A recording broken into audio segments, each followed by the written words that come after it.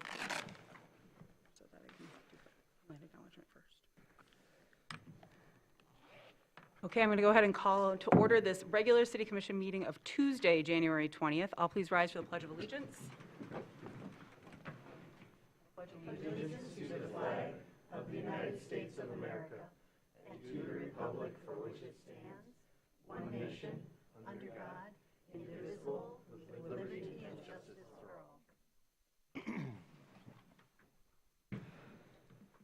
Okay. As always, we begin by acknowledging the land on which we gather as the territory of the Ottawa and Chippewa peoples who have stewarded this land through the generations. Thank you for your strength and resilience in protecting this land and inspiring us to uphold our responsibilities to do the same. I'm just going to start with a quick note that we are meeting today on Tuesday the 20th versus yesterday. It was in observance of Martin Luther King Jr. Day.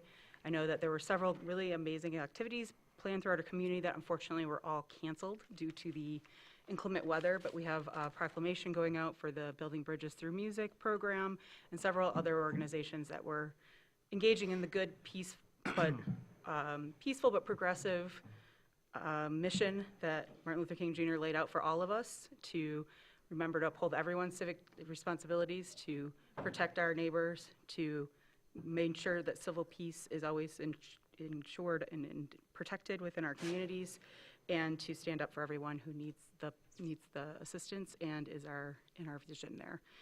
So I wanted to thank everyone for planning those, and hopefully next year we can do that, and if anything becomes rescheduled, we will let everyone know. And so with that, we'll move on to announcements, or we'll guess roll call first, sorry. She's like, I gotta count you here. Right? Commissioner Shaw? Here. Commissioner Treadwell? Here. Commissioner Anderson? Here. Commissioner Bomer? Here. Mayor Pro Tem Ness? Here. Commissioner Funk? Here. Mayor? Here. All right, now we'll move on to announcements from the city manager. Yes, good evening. I have some announcements for this week, the week of January 19th. You'll see, of course, on tonight's agenda that pickleball courts and tennis courts are on the agenda. This is the first of a series of projects being funded by the Brown Bridge Trust Parks Improvement Fund that the City Commission has seen. And this project list was developed through a public input process that took place throughout 2025. So I just wanted to highlight that. Going forward in the packets, we will include a status report of projects that have taken place as a result of that voter-approved initiative. So I just wanted to highlight that. I also wanted to highlight that this Friday night, January 23rd, Hickory Hills is hosting the 10th annual Peppy Tishner Town Slalom with all three local high school teams and some of the best high school ski racers in the state of Michigan. And they'll be competing under the lights for that coveted Peppy Tishner trophy. And that event is a crosstown tradition that's been established to celebrate Peppy's legacy as one of Hickory's early founders. So I just wanted to highlight that. Also, the city's Christmas tree drop-off is still open. It's at Hull Park, and it's now through January 30th. And we just want to remind folks, as always, to make sure that your trees are clear of ornaments and such, as we do chip them and use them on our parks, in our parks and on our trails. I also want to share that the city's Coast Guard Committee has announced the call for nominations for the Guardian Award, and that award was established to recognize outstanding contributions to the community by individuals, families, or entire Coast Guard families that are active at Air Station Traverse City, and that award celebrates the epitome of selfless service and also dedication.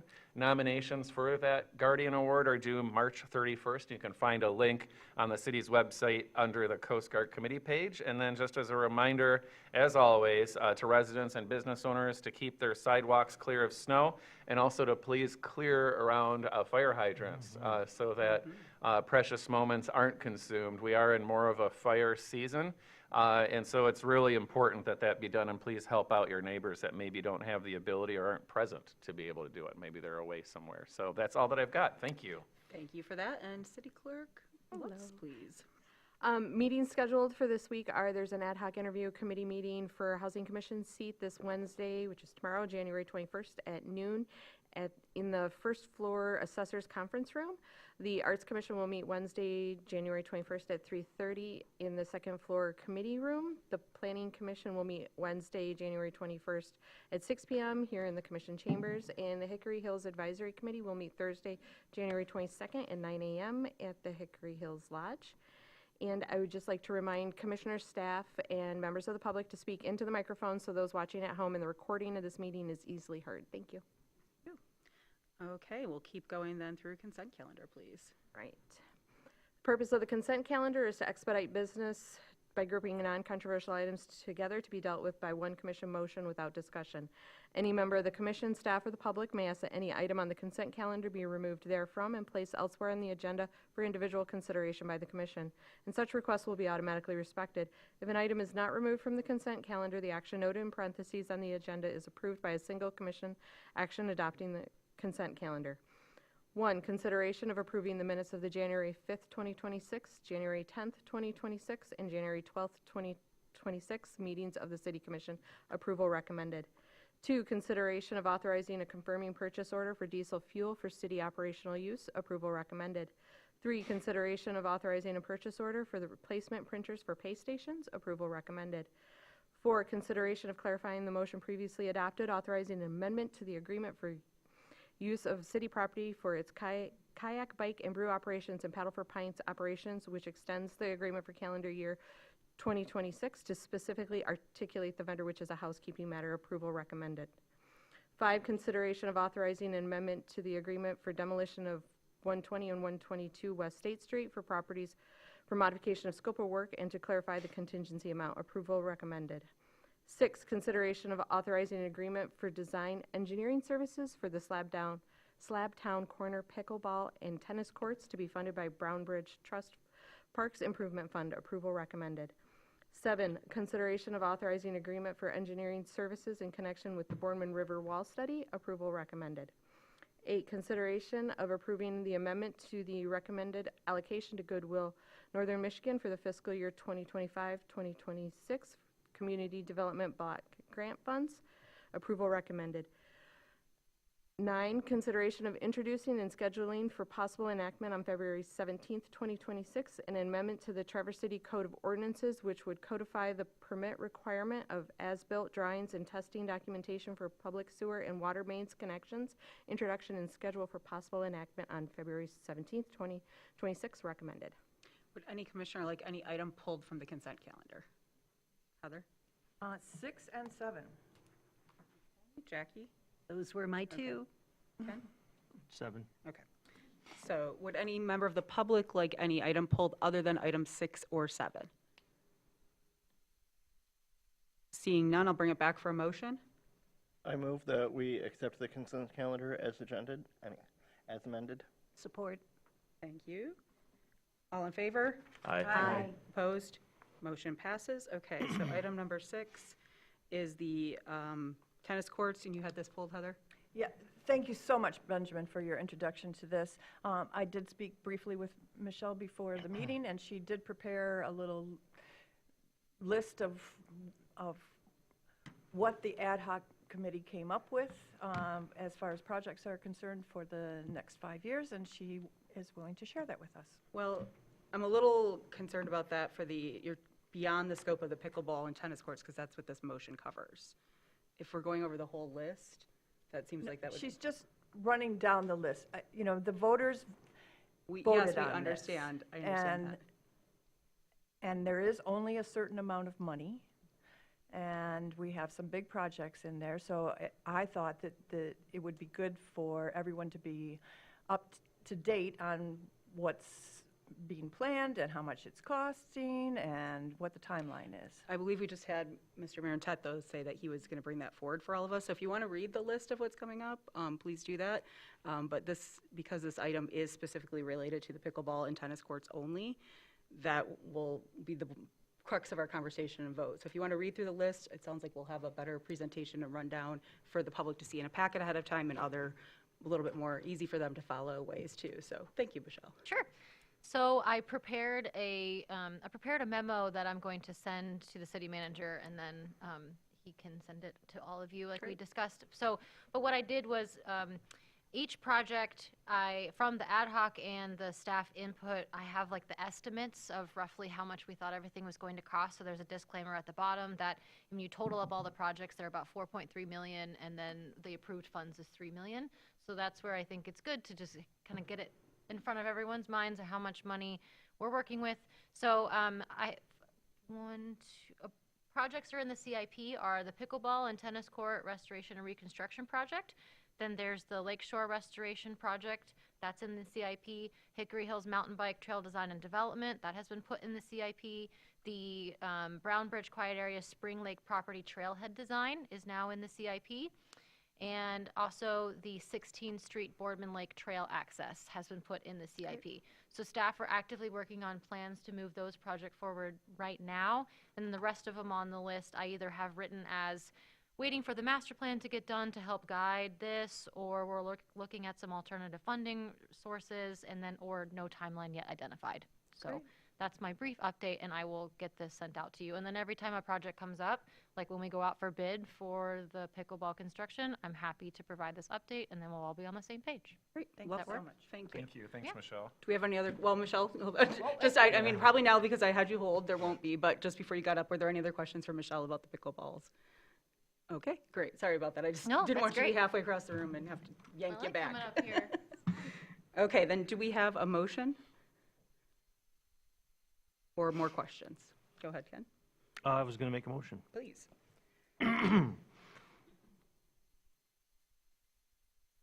Maybe, it was at the top, wasn't it? How much in the packet's all? Oh, okay, sorry about that.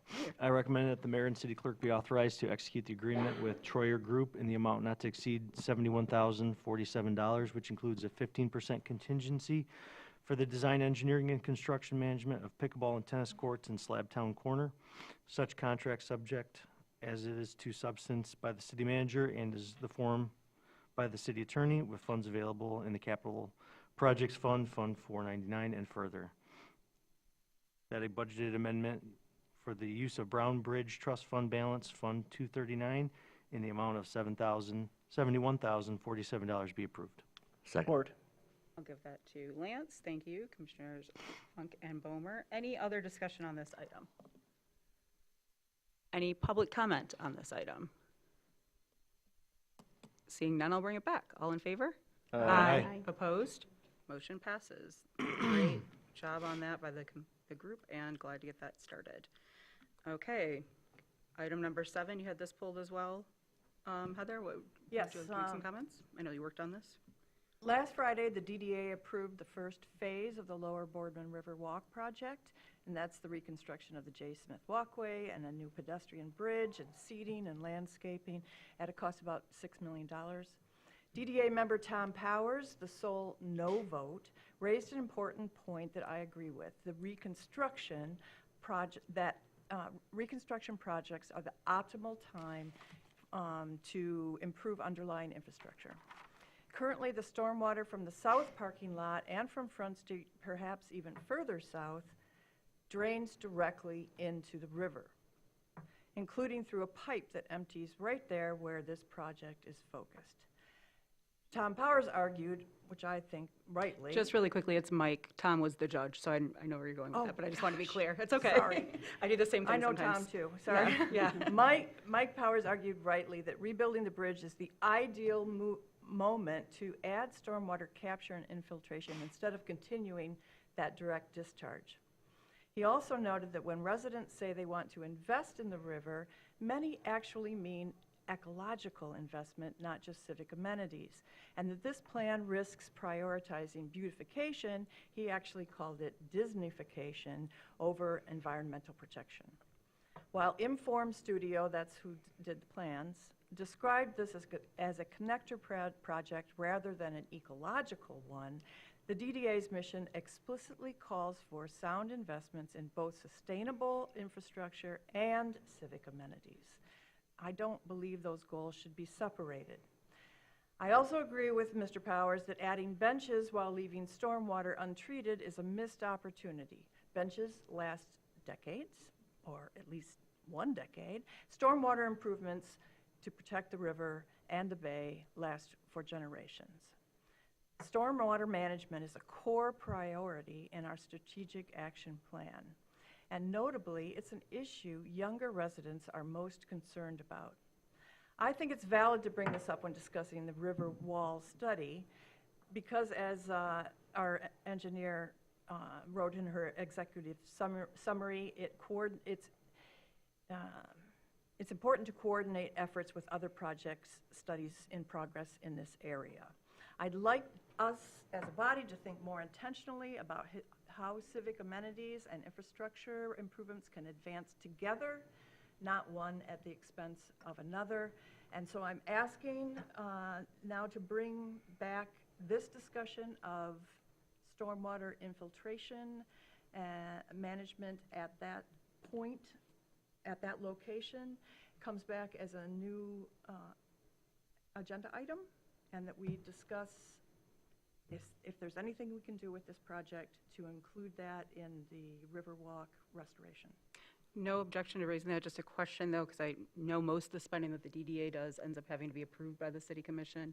Is that something that will be coming to us anyways, or is that exempt for something that was voted on Friday? Any spending that involves anything going in the ground in any fashion that's owned by the city requires city commission approval. So that bridge will come back to us. But I do think it's important to get ahead of this. That's fine. I just wanted to make sure that that was clear that we have that coming. So would you'd like maybe like a study session discussion before that comes to us? I think that would, and Ms. Ann Pagano can be a part of this, and Can you We follow can up with talk- an email to me with I your would be official happy request, to and we'll do make sure this. that happens. okay, thank Great, you. Heather. Thank you for that. Yep. Mitch, you had your hand up, and then Yeah. Jackie.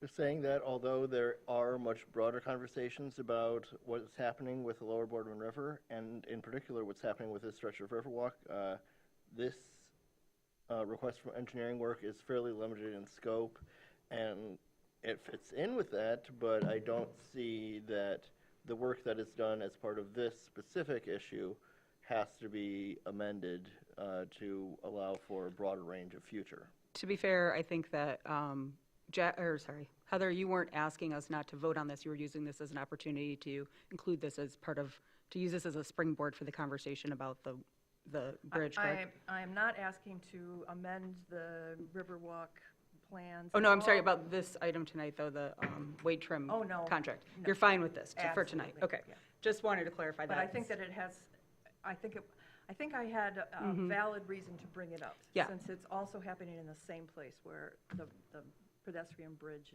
and the seating is going to be located. Agreed, to use it as a springboard to ask for that conversation, which I think is totally fine.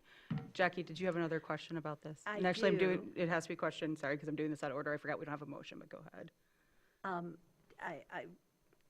I actually would go a bit further, and I would ask that this particular motion be delayed in action until we can understand a little bit more about the stormwater management implications, and hence the efficiencies and economies of, do we do this now, or is it something that should be part of a larger context? When I was reading through the TIF 97 Stormwater Management Plan of 2018, it identified this location as an ideal spot for, I believe, accumulation of stormwater that would have been coming from that parking lot and possibly Front Street. And then I'm also sensitive to the fact that our MS4 proposal for stormwater management is under development, and my understanding was that it was, moving along promptly and would have some conclusions and the framework of a plan for that aspect of current stormwater management. So I would prefer that we understand the relationship of those, the existing plan and the soon-to-be completed plan, before we start on this, preparation for, I don't know that I'd call it Disneyfication, but the river, the reason we seem to be doing this is because of wanting to move forward on the Riverwalk. That's this not portion actually of the Riverwalk case. This has project. been in discussion as an area of study that both the city and the DDA have worked on, and hence the Oh, selections. when was that? So I'm going to say this really quickly. We don't have a motion right now, so there's nothing to even not consider right now. So do we have a motion, or do we have further questions I have a about question. this? Go ahead, Heather. I have a question maybe that Ann Pagano can answer. Wouldn't the structural survey serve to inform the you know, this infiltration tank project. Could you repeat that? I'm sorry. Wouldn't the structural survey that you're asking us to fund here Right. tonight, wouldn't that contribute to the knowledge base and the conversation about the possibility of adding an infiltration tank there? So infiltration is something that we'd really have to look at because we all know that we have some groundwater contamination in the downtown area. So infiltration's not recommended, otherwise it'll, spread. But this study is specific to the wall, and whether the Riverwalk project was happening or not, we would recommend doing this study to look at the condition of the wall both above and underwater. It was recommended in 2021 to do this work, and we're just a little delayed, so we wanted to get started on it as soon as possible. Thank you for mentioning that, Ann. I think that's important for everyone to know. You have a question, Kat? Yeah, Go ahead. yeah, in the, it was the deliverables report, I think is what it was called, from Wade Trim, scope of services, I'm sorry. It had mentioned that there was a scoring, is that what it's called, scoring? A wall scoring, it's Oh. scouring. Scouring, I'm yeah. pronouncing it wrong, Yep, sorry. I think that was identified in the report that was provided in 2021. One has never been done, though? Since then, I don't believe so. No, I don't believe so either. Yeah. So I'm not exactly sure if I understand the answer to the question. Would this survey of the wall inform the conversation about how to handle stormwater in a more environmentally sustainable way? I don't think this is going to be related to stormwater, but it should and will be part of the plan for the Riverwalk. And I've actually spoken with the DDA director about that, and we're going to be exploring how to incorporate the, I think it was the AECom stormwater report that was done for downtown a few years back. So that is definitely part of, that plan is not done yet for the bridge, so I'm sure that, we're going to be exploring opportunities for stormwater management with that plan. And that doesn't, having this move forward with the focus on the wall, which has been needed as was called for almost 5 years now, that wouldn't preclude us from having that conversation about us wanting to see or request services to have that infiltration when the other projects, or even ahead of it like you requested, Heather. So they don't have to be tie-barred, but this is all part of that bigger conversation we're going to have over the next couple of months. So I don't want you to think that if this passes, that we're not going to do that, yeah. Oh, I just have one more question. Wasn't there a problem last summer with a couple of the parking meters like sinking into and becoming unusable because the wall was devouring them? I like that visual. Yeah, there were some issues in this area, so that is part of what we're going to be looking at, how to repair that and maintain it in the future. But Go ahead, just- Jackie. I just questioned whether or not we needed to get back to this so soon, because it was on page 2, it said, the scope of the survey work consists of 700 feet of topographic survey along the retaining wall and the integration of new survey data with both the existing 2021 surveyed information held by the city and the existing survey data from 2024 scour inspection project. So that's what, it looks like they've done a scouring survey of this, and I'm concerned about the infill too. Like that, something has to happen with that wall, whether the city pays for it or the DDA pays for it. I think the bigger question here is whether or not we're going to see an extension of TIF 97 or not, and I think that I would like, if we are going to go through with this, I think it's worth saying, like the topographic survey is 10,380, the field investigation is 65,000, but the deliverables were 80,000. So almost, or more than half of this bid were for stakeholder engagement, public information meetings, final report containing results of the inspections and concept level designs, cost estimates for potential improvements with 4 alternatives with pros and cons of each. So I think this is just kind of setting the stage for like the grand project of the restoration of Lower Boardman, which I think needs to happen. But the residents of the city have decided they want to say in the future TIF 97, so I am completely content with voting no on this tonight or waiting till we find out what's going to happen with that before we proceed.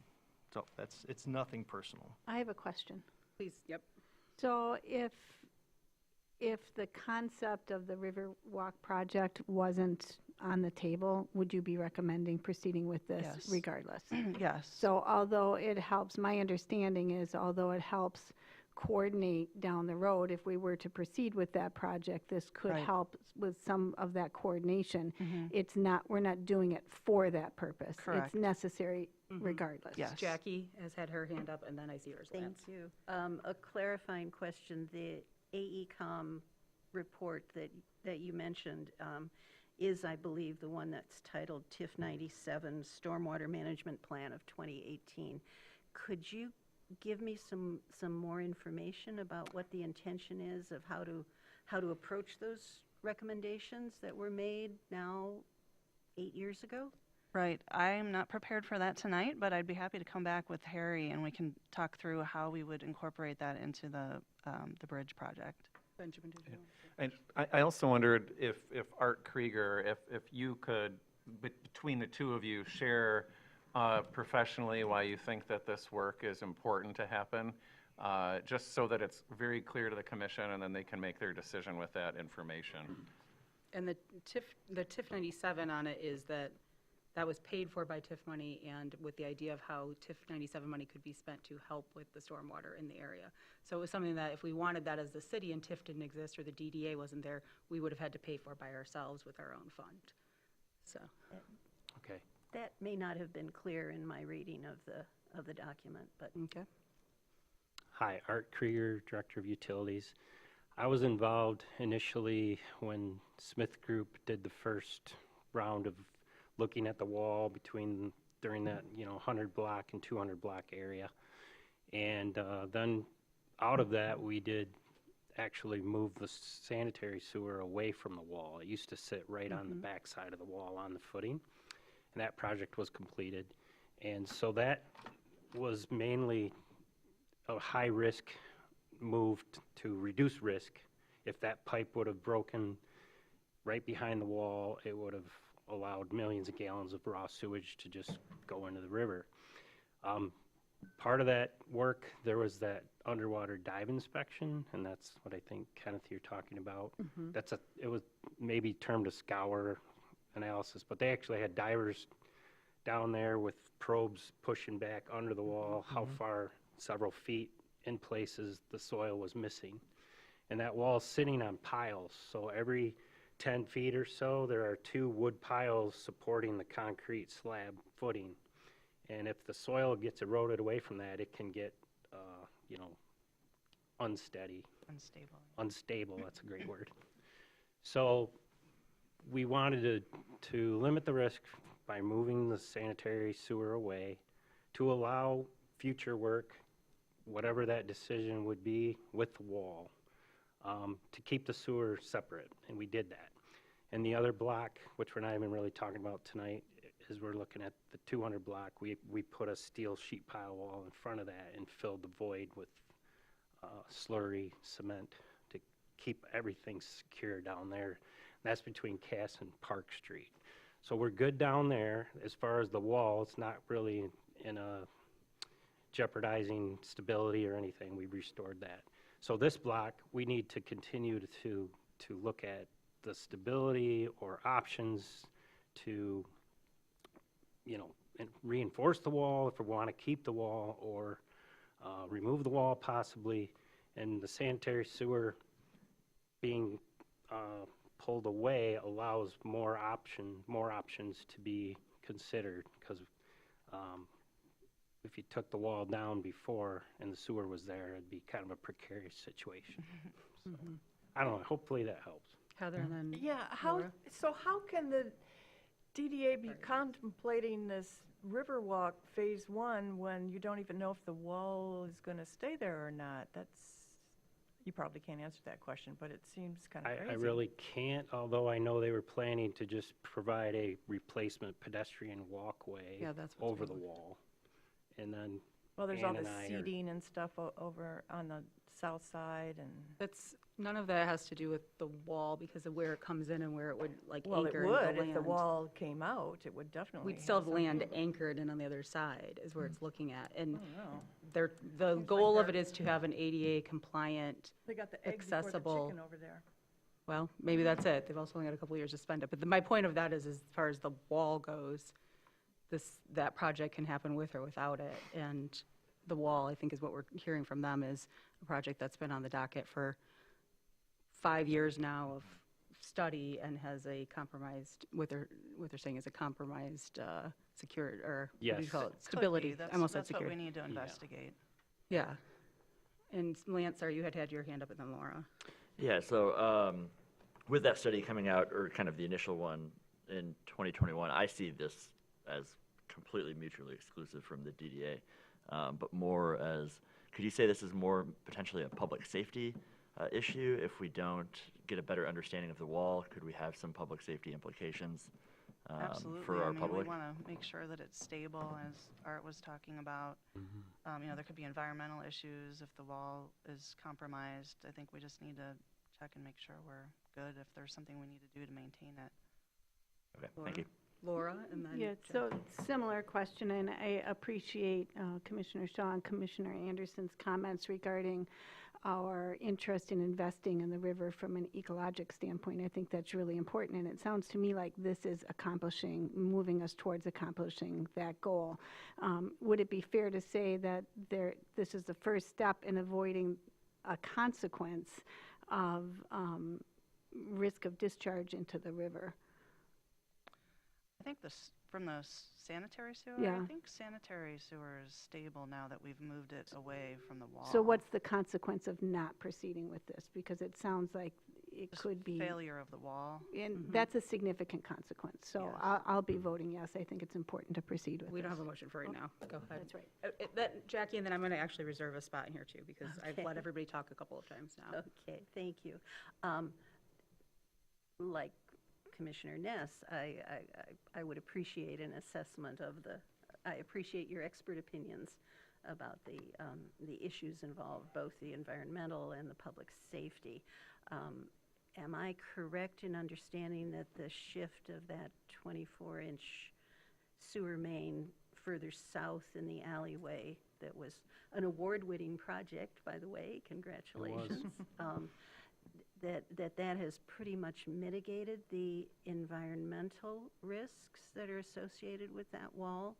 And that, is there any way that you can be a bit more specific about what you see as the public safety risks? So the 200 block is stable. That's the one that Art was just describing where we put the sheet pile wall. Right. So the 100 block is what we're proposing looking at with Did this I study. imply otherwise? I'm sorry. I'm sorry if I misunderstood.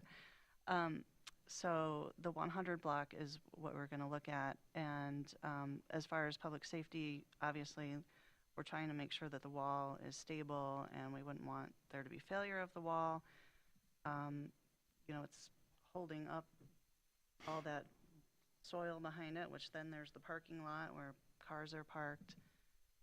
So we just Sidewalk is subsiding, the soil between the sidewalk and the wall is like 10 feet of soil. It keeps sinking, it's going likely under the footing into the river. And so when you say the parking meters were sinking, that's why.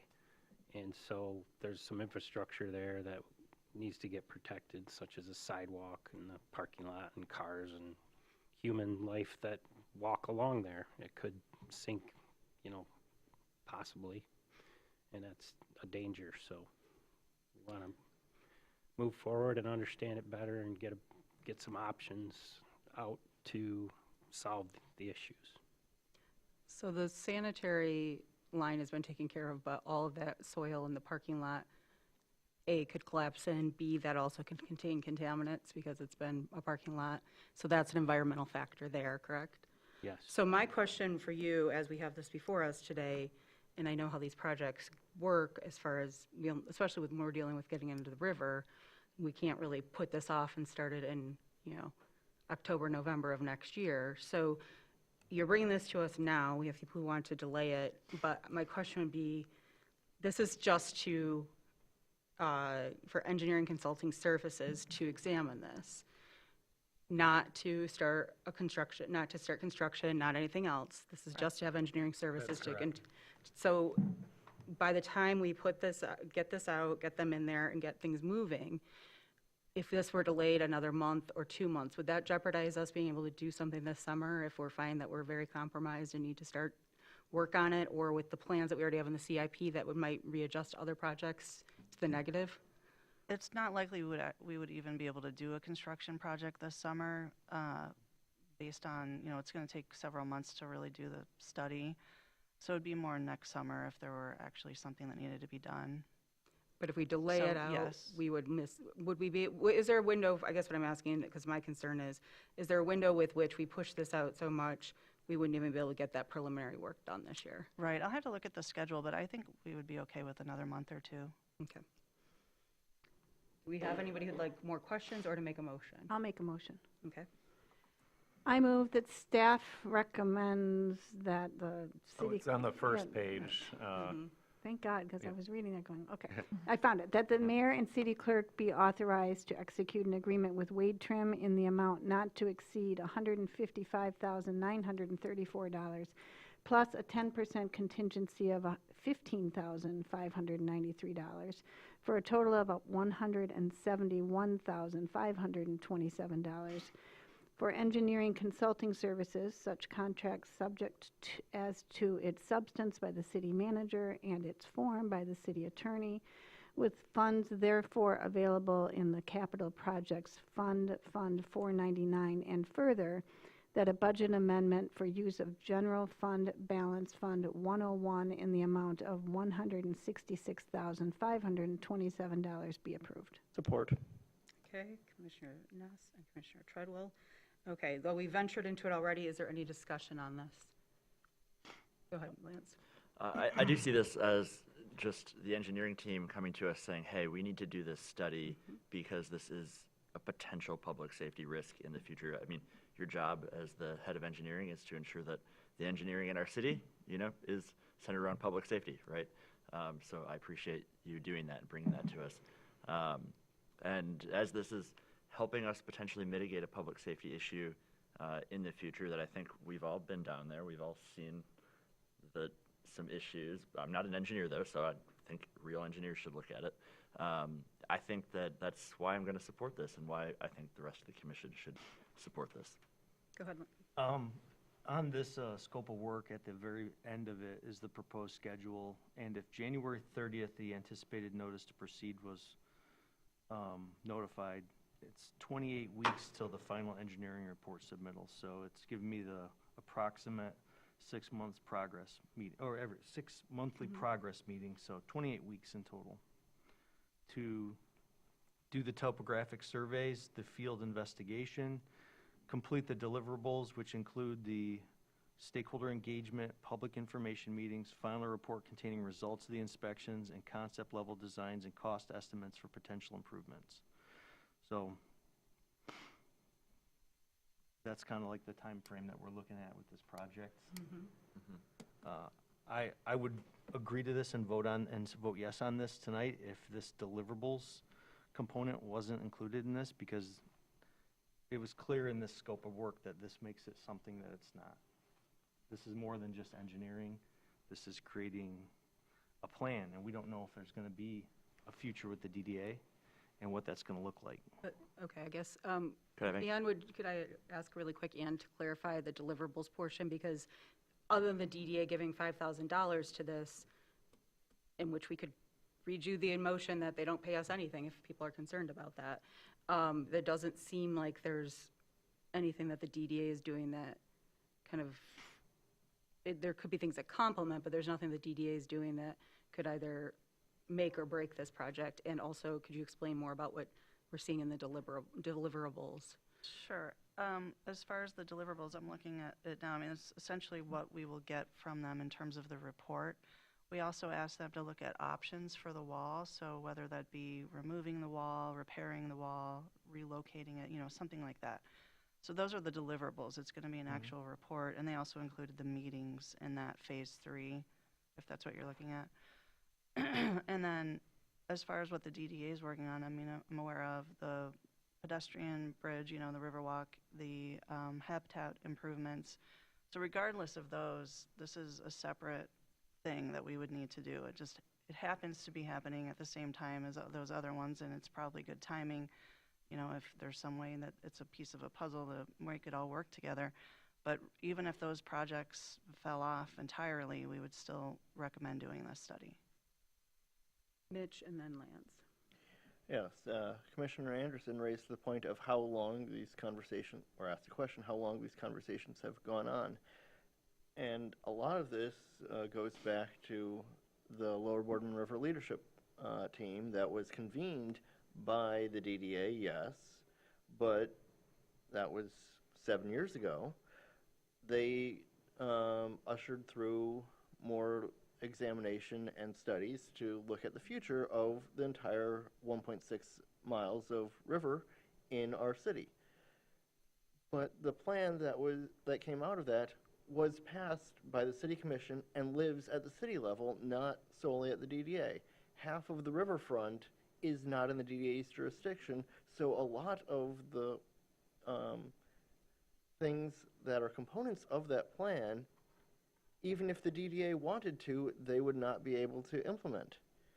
It is something that is a city responsibility, though yes, it involves areas in our downtown, and if we have TIF funding, that is a way to fund parts of it, but we have a plan for how we're handling this urban waterway at the city level, and this is part of it. This corridor was identified as something that needs more investment, that needs rejuvenation, needs embracing as a natural, beautiful, recreational, aesthetic asset to the city. To the point of stormwater, yes, it's would be good if we could have infiltration and not have runoff in areas, but the stormwater districts along the stretch, BV, BS, BW, and BT, BU across the river are some of the smallest stormwater districts in the entire city, and a lot of that capture is already handled by rooftop systems that are not part of the city stormwater system. To the point of engineering work, yes, we need to do this. There is movement that we've seen in this wall. There are stabilization issues, and regardless of what happens in the future, a lot of this is fill. While it has been a parking lot most recently, it had other uses, including industrial uses, in the past 150 years. So there is, in all likelihood, a very high degree of unnatural material there, and that can contribute varying degrees of contamination. So at least at present, we have to do something about the wall that's there, and there will be some wall, at least at the river level, even if at higher levels it is pulled back. And frankly, right now that Lake Michigan has seen a significant decline over the past 10 years, and the Boardman River in this stretch is thus 2 feet lower than it was 4 years ago, makes it more susceptible to additional scouring and erosion if we do have a high rainfall or snow melt event. So if we have a better understanding of what the conditions are, what work needs to be done, and a plan to be able to achieve that in the near future, now is the best time. Thank you, Mitch. Lance, you had your hand up? Yeah, typically, like when you negotiate some engineering work to be done, you always include deliverables in a contract, because otherwise, what are they going to give you at the end of the contract? So, Commissioner Funk, I think maybe you're thinking, I don't know, you can tell me if I'm wrong, but like these are going to be some like DDA drawings of like a cutesy river walk and stuff that we saw last week on Friday, but they're not, right? They're going to be actual like engineering deliverables. Like, here's the consequence if you put like this type of wall in, or if you put this type of sheet piling in, or if you just do nothing. And so I think that's what the deliverables are, in this agreement. It seems secure to me and sound in its judgment. Could we have mentioned the DDA a few times less in it? Yeah. And then we probably wouldn't be arguing. I just want to jump in and say I appreciate that characterization. I just want to underscore that the DDA cannot put anything on city property without city commission approval. So anything that they're envisioning with respect to riverfront improvements or riverfront changes, however you want to characterize them, cannot happen without city commission approval. It's, the only thing that the DDA has rights over is The civic civic- square. I almost called it And they civil can square. hire consultants that put things on paper. Right. But nothing that goes in the ground of anything owned by the city. And and Civic Square is the only thing that the DDA owns. Correct. I'm going to go ahead and open this up. Is there any public comment on this item? Okay, seeing none, I'm going to bring it back to the commission. Jackie? Is there an anticipated timeline for, you mentioned pursuing the 2018 Stormwater Management Plan and, of course, the MS4 issues? Are there completion target dates for those? I'll have to work with Harry on that. He and I have just been starting that conversation, so we'll have to get back to you on that. Okay, so it's open-ended at this point. Well, like I said, I think we're going to try and incorporate stormwater management with the Riverwalk project. It just, the design's not there yet. It's not done yet, so we're working through that. Okay. There was part of that, as part of the presentation already, and discussion of having more input from the city engineer as part of it too on Friday. Do we have other questions or comments right now?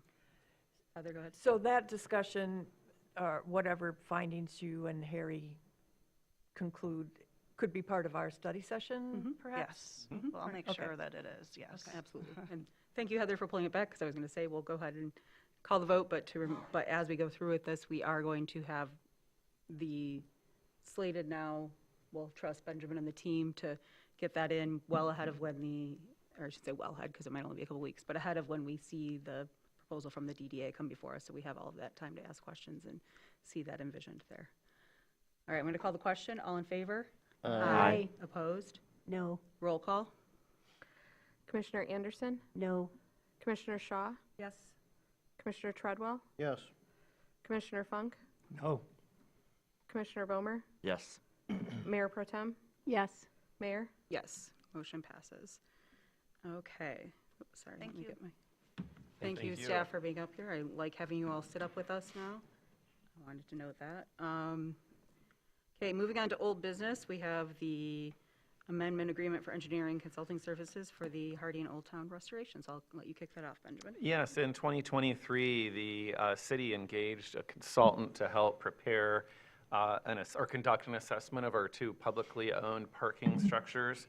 And the purpose of that was to identify repairs that are needed to maintain those effectively as proper stewards of that asset over a 5-year period. We're at the point now where we need the assistance of a professional to do bidding documents, construction engineering services, and those types of things, as well as oversight for years 4 and 5 of those planned improvements or repairs, restoration repairs, I should say, not improvements, essentially keeping them shored up. And so we're at that point. This is the recommendation is to issue a service order in the amount of $50,000 for those engineering consulting services for years 4 and 5 of those restoration repairs that were identified as necessary in that 2023 study.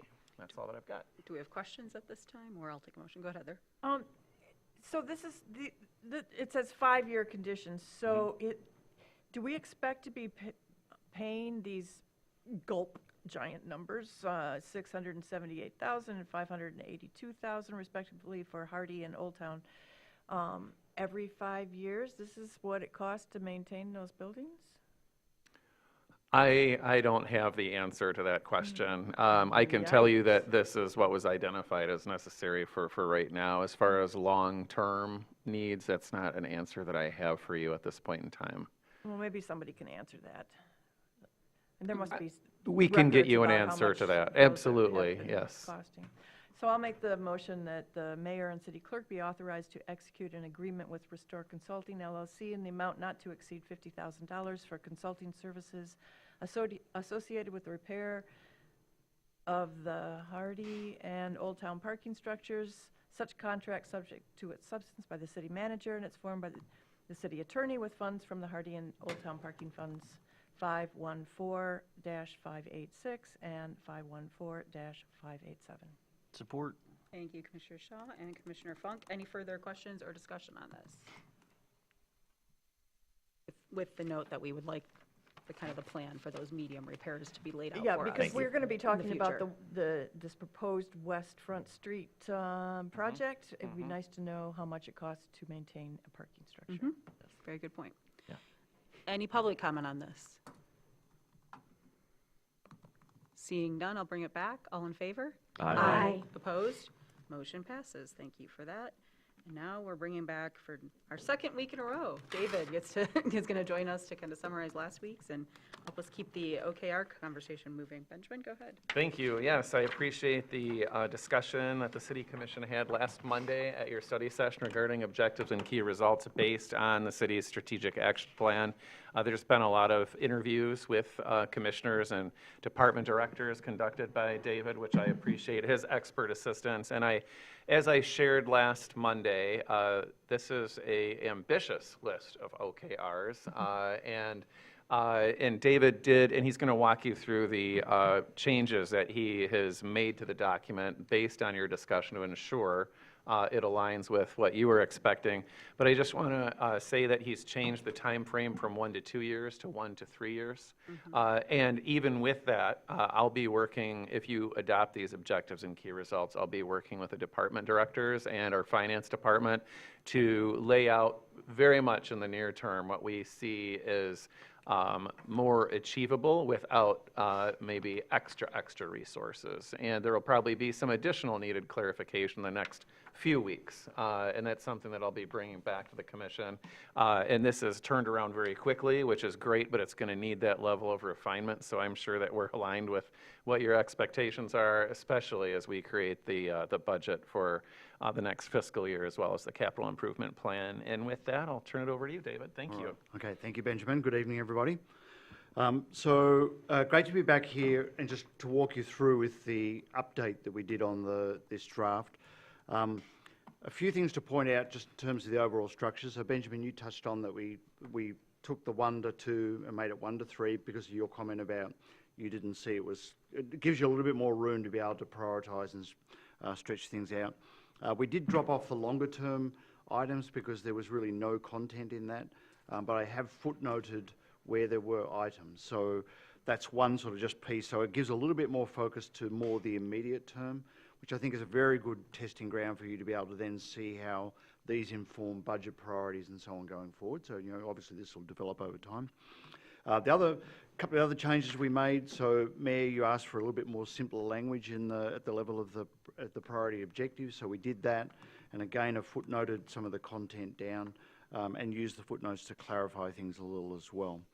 So I'm going to walk through quicker than last time, obviously, just to give you a high level of the changes we made, and as much as I can, I'm going to point out where your particular comments were included and informed this. So the pillar 1. So we still have the program and the pathway, so the program pathway and the policy pathway for developing the key strategic entry and internal corridors. So we clarified that a little bit. So Laura, I know you talked about that, putting that word strategic in there. And we did footnote and explain what we mean by these entry corridors, which are the transit corridors that sort of come in, and then the internal corridors, which are more the community nodes and traffic intersects, so they're more the sort of residential based. At the level of the programming, one of the things we did clarify there was the second bullet, which is the part of the program work is to outline a timeline for the creation and design of these internal corridors. So really saying which ones are they, what sequence we're going to do those in, and that we're reflecting that bold people first design model that was really a strong sentiment that came from the community. At the policy level, on that objective, that first objective, the first one remains much the same, which is around coordinating with the county and surrounding townships. The second one there, we did include 7th Street. That was raised. I think a number of you touched on that as an important internal corridor. So we have 7th, 14th and 8th and Garfield area. That could obviously change, but that's the starting point. They seem to be the ones that are on the community's mind and on your mind. The third bullet we added in there, and Mitch, you talked about the need to include housing, like to sort of wash housing back through this. So we've highlighted that there, that at a policy level, these redevelopment areas become a really logical place to think about housing and housing options. So that's sort of part of where we've included the housing piece. I think that tightens that section up really nicely, actually. I think gives some really good structure to it. The second major priority here, objective here, sorry, which is footnoted all as footnote 2, is around the alignment with the master plan. And this was something we talked a lot about at our last session, right? And it's obviously been a topic that's been on people's mind. I did get to spend a bit of time with your attorney to talk through some of the wording on this to make sure we got that right. So obviously the point here is that we're looking at how and thinking about how the master plan could be revised to reflect these communities identified through the strategic action planning process. That obviously fits into that timeline that the master plan works on. The two pieces here that we pulled out, which are the second and third bullets under the program level, we did talk, Lauren, didn't we, a lot about the design guidelines, because that was a terminology that is really important, and it's a bit of it's a trigger because people in the community have talked a lot about it, but it has quite specific legal context. But what we did figure out here is that there is the capacity, and it's already called out in the master plan, to develop design guidelines for commercial and larger multifamily properties. So basically everything that's not a single family home or a duplex can already have design guidelines, and that is telegraphed already in the master plan to flag that. So we've actually are saying that the program level is to get on with that, right? Start to develop those guidelines, obviously reflecting what the community wants. The third one is a little bit softer, but we're talking about beginning to develop suggested design options for single-family homes. So the charter is very specific about the constraints, but there may be a pathway here to have a conversation to think about suggested design options, which would be a resource that property owners and architects and builders could use. And that might ultimately start to give a bit of shape to what that could look like. And a future trajectory might be, the charter gets voted on or something, or there might be a different mechanism in the planning system to do that. But basically we're saying, let's move on those two things. One, at the level of the areas that you can, which is the non-single family home, and then start to look at suggested design options. So I think that sort of that reflects what the community, I think, has been saying, but it puts it in a way that is, is able to be progressed. So they were the changes on that one. So, Mayor, do you want me to just stop there and see if there's any clarification on that? Do that. Heather? Yeah, two things. The very first bullet point at the top, this is just a typo-y kind of thing. Complete streets should be capitalized. Okay. All right, thank you. And the other one is what you were just talking about, the design options for single-family homes. I'm thinking we can add ADUs in there, because I think you can build, you can offer pattern ADU plans. Oh, yeah, right. That would be, already pre-permitted and everything. And I see that as a more achievable goal than trying to design people's single-family homes. Yeah. But you could just add plus ADUs. I think that's a good idea. Yeah, Lance? I absolutely concur with you, Heather, on that. I see this as, I love that you got creative and went design options, because I think this will allow us to, in the future, create kind of that more programmatic level that you had discussed earlier, Heather, where we can, take this to the public and say, hey, here's your suggested easy path forward when it comes to building incremental housing. Yeah, great. Okay. Thank you. All right, and there's a little bit of detail there in the footnotes, and we did specifically call out the Bay Street area of Slabtown as an area that's been raised as that there's perhaps a disconnect or a discord between the master plan and the community. the community's evolving, changing, so on, right? So we did call that out, and flagging that as an area for work in the next revision of the master plan. Okay. So we go to Pillar 2, strengthening placemaking and neighbourhood character.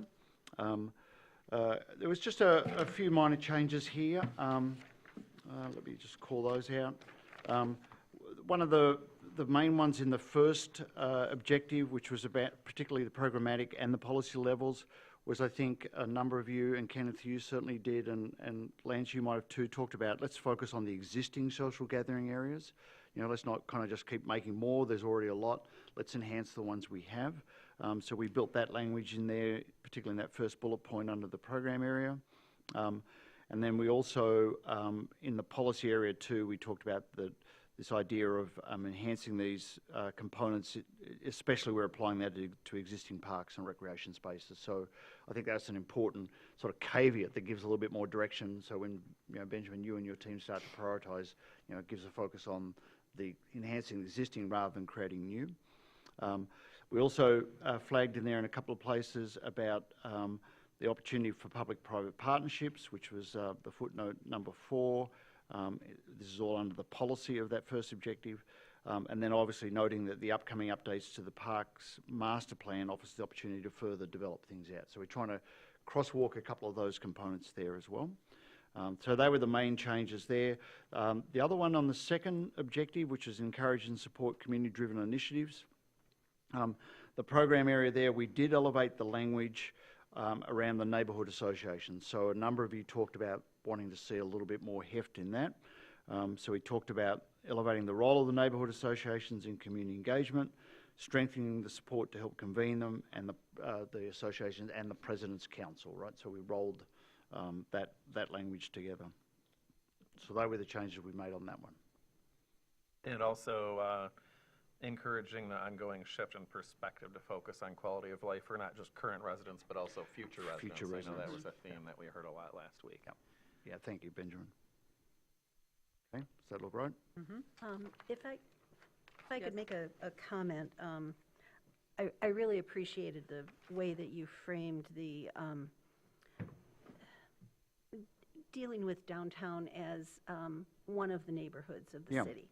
And I think that gives us a great deal of flexibility and prioritization, and I appreciated that point of view.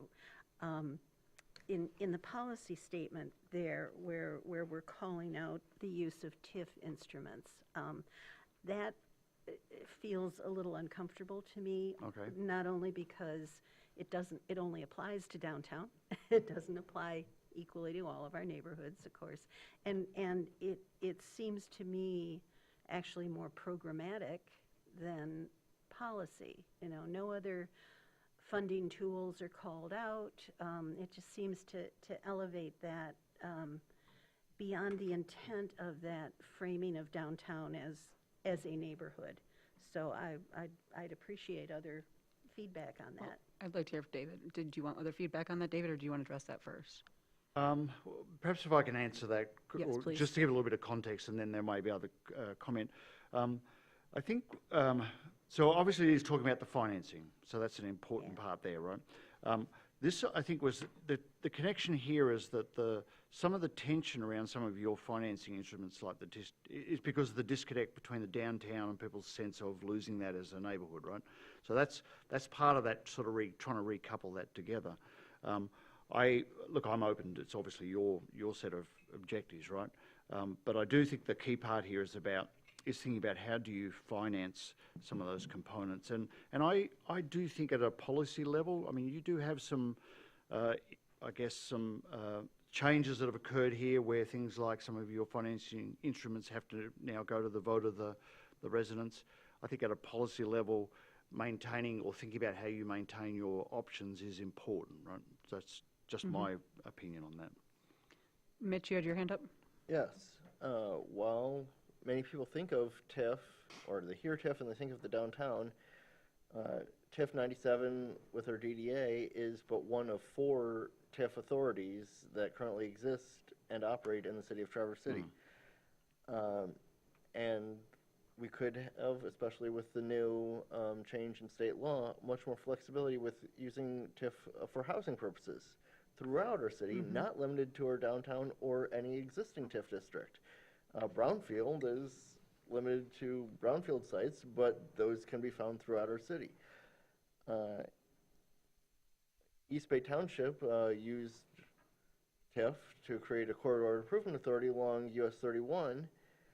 We could do similarly along East 8th Street, along Garfield, along 14th Street, along Woodmere or Barlow, because all of those areas do have development now, but especially if we enact some of these other proposals in here and in our master plan, we could see changes along there that would lead to more development, and that would be a perfect scenario for a new TIF district. So I see including TIF instruments as critical language to have in here for what is important in keeping not just our downtown, but a future-focused vision for our whole city and specifically neighborhoods that are not downtown.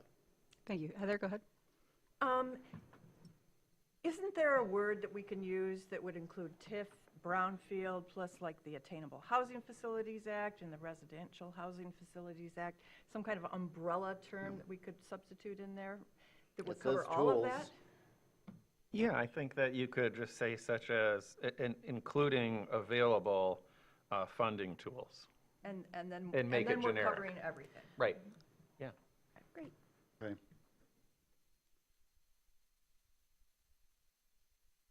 Okay.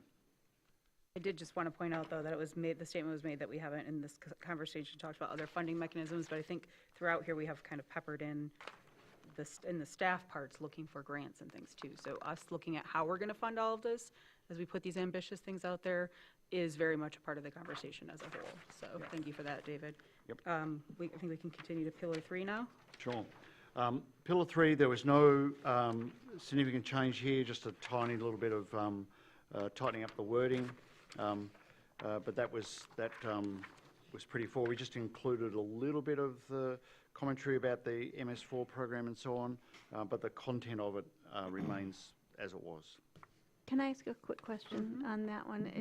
It just seems when we're looking at the regional focus that we might be missing an objective that we've already committed to dedicating some resources on, and that's the governmental center.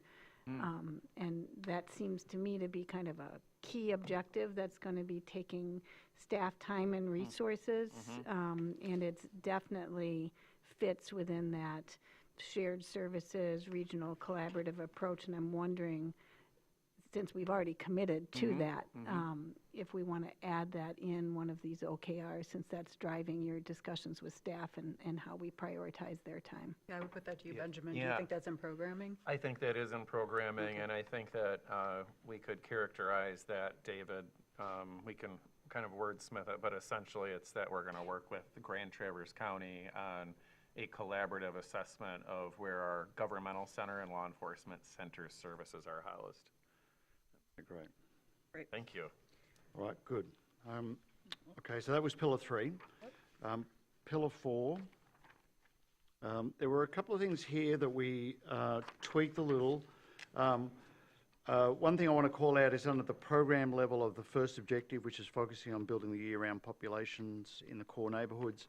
The second bullet under the program was this idea that Heather, you raised about hosting workshops for residents and small developers that outline the options. So being very proactive in sort of stimulating better understanding of people to understand what the options are. And then I think the other piece that we pulled out a little bit more was explore and assess the new and emerging policy and planning tools that could help broaden the housing mix and year-round occupancy levels, right? We had that in there, but we just sort of strengthened the wording on that a little. Other than that, I think just other than a couple of little typos, they were the changes on that one. Anybody else? Go ahead, Jackie. Would there be interest, or would it be appropriate to think about adding bullet points under each of these policy categories simply for us as a city commission to establish some ad hoc committees around these subjects, just to ensure focus and follow through, I guess. You know, for instance, we could, under the policy, establish a housing options ad hoc committee to provide housing programming direction to the Planning Commission. Under childcare, we could establish a childcare policy ad hoc to identify barriers and propose solutions. And, you know, maybe that would be an ideal candidate to be a county-wide work group of some kind. So is that getting too micro? Is it? I think you could put in consider, so that the idea is captured, and then it's there, and then it's a discussion for the commission. I think that ad hoc committees can be very good. They're focused, but they do require oftentimes a fair bit of staff time, so I just want to make sure we're not overly committing. Good But point. I think saying consider is important. Thank you. I would add, though, that I'm not against it and I'm not uncomfortable with it. I don't know about integrating it when the program and the policy on this have been divided up purposely for the 1 to 3 years to start at the staff level for programming and the policy for us. And we always have the options when things come to us or when we're getting updates of saying, boy, that's something we'd like to explore further. But things like the housing options we're talking about are things like the attainable housing that have come quick, and then staff analyzes it and brings it to us, and then we have had the options of how we want to integrate it. That one was simple enough, we just did a study session.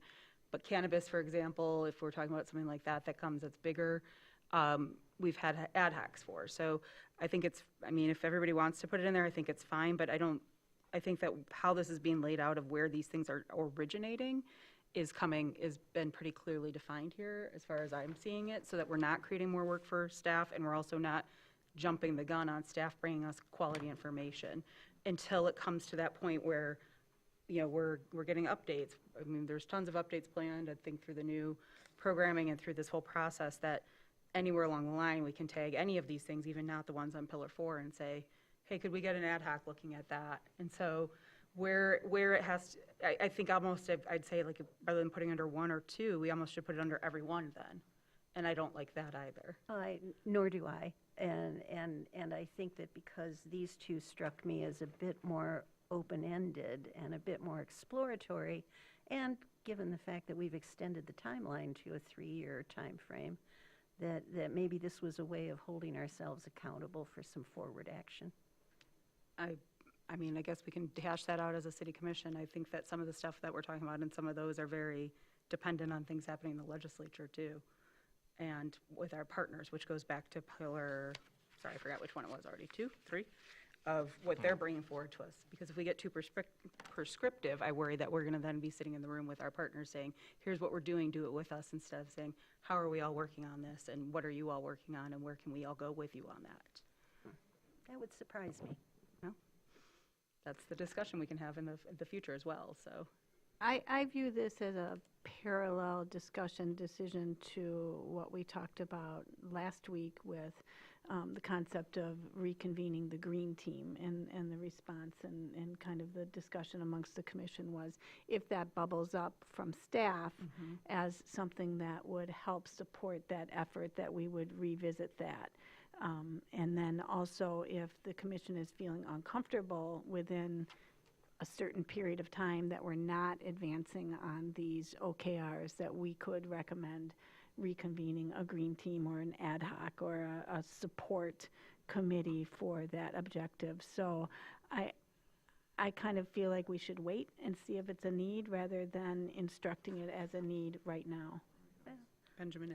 I will say, if this helps, because this is a new way of doing business, having these OKRs, is my intention is to have a quarterly, or at the very least twice a year, update to the commission and the community on the status of these OKRs, but probably quarterly. So my reason for bringing that up is that provides additional opportunity to check in and say, oh, how are we doing with the pace of this? Does this require an ad hoc? Should it require an ad hoc? Does this require more resources because it's not happening as soon as we like, or a shift in priorities? But I will commit to you that we will have a established cadence for reporting on these OKRs, and there will be a public-facing dashboard for them as well.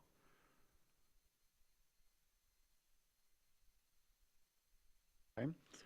So, So we go to pillar 5. One second. oh, go ahead, Lance, sorry. Speaking sorry. of becoming slightly too prescriptive in policy, there's only one thing on here that has a hard date, and it's on Pillar 4 Yes. under program. Hickory Hills, Summer Camp 2026. Is that doable for us to put in policy? Do you want that to be a city We think policy? it's achieving It's in the program area, so it rests with me, but I will tell you we're working on that very actively, and the direction I've given to the employee team is we're going to do everything we can to make that a reality. And so I'm comfortable with that. I do, but I appreciate your Yeah, point. I just wanted to make sure that it was the one thing that we set a date on, Well, and- other than 1 to 3 years. I can add a little bit of context to that as well, is that it was, that came out of the September council retreat, and because the childcare was the highest rated component by the community, and it was one that the commissioner said, let's jump on this, right? At that point, it was almost a 12-month window, so it probably looked easier, right? But that's and part of why we haven't put dates on these is that's really the next step for Benjamin and his team to say, okay, how do we pace this out over 3 years? But that one seemed to be the highest priority one. There's a higher sense of urgency, and at that point, we felt that that was a reasonable timeline. Well, I admire the hustle. Yeah. Yeah. Thank you for acknowledging that, Lance. Okay, so pillar 5. Couple of changes here. The first bullet under the first objective, so the program bullet, we talked about a regional local sustainability plan. I think, Lance, you may have raised a point about the cost of that, and saying, back to the Green Team, that there were a lot of resources already in the city. So we've explicitly called that out, that that's a city staff-led process, so it's not necessarily bringing in a lot of external resources. The view was that the capability was already here, but it's just really elevating that as the priority. And then also we included on the next objective under the program, the last bullet, specifically calling out the West Bay Lakeshore Stabilisation Project as an excellent demonstration of an innovative sustainability project, right? Because that was something that came up in the discussions we had last week. Okay. Laura and then Heather. Again, if we've already committed to a program or an initiative, it seems like they should be included in these OKRs. And we had a discussion earlier about how important it is to coordinate and cooperate with the DDA as we're looking at riverfront and a more ecologic approach to the riverfront. And we have riparian buffers, we have West Bay Lakeshore Stabilization Project. It seems that we're missing an objective on the river. Boardman improvements. And it could just be it could go under policy, explore ways to protect our freshwater resources, including riparian buffers, Boardman River improvements, and stormwater management. Riparian covers the Boardman. Yeah, But- we could just put local waterways as well, because there's Yeah. a lot more than just the Boardman River. I'm just sensitive to your comments earlier, Heather, which I completely support in terms of making sure that our focus on the river is ecologic and not just the development of civic amenities. And I think with that, it would be important to place it under supporting environmental sustainability versus placing it under a downtown objective, for instance. Okay. We could take that very last bullet point there, which is explore ways to protect freshwater resources, and just build that out the way you said, that to include local waterways, the Boardman River, just explicitly add those to it. Right, yeah. Yeah. And Jackie, go ahead. And I would advocate for specifically, from a policy standpoint, supporting development of the stormwater management Yeah, plan. that's in there. And we That's have on that the- there, yep. yeah. Is- okay. Yep. Heather? Yeah, and I'm going to go back to this ad hoc stuff, and here, as you pointed out at the very top here, you were prescriptive about, city staff to create. Yeah.